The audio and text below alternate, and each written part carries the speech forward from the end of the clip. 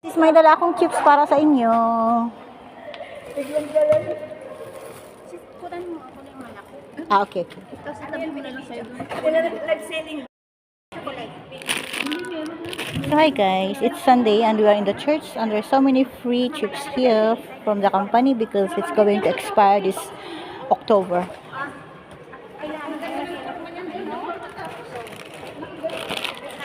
Ng cash mo doon. Ito malalaki siya.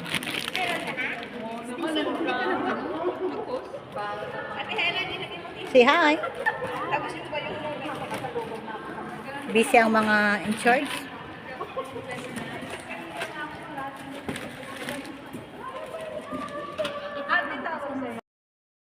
May busy ito. Busy itong dalawa, oh. Oh, itong sa mga iconic talaga ay very talaga. Itong masisipag talaga ito. Diligent talaga ito. Oh, yan sis Juby. Kami nakaupo lang dito naghihintay.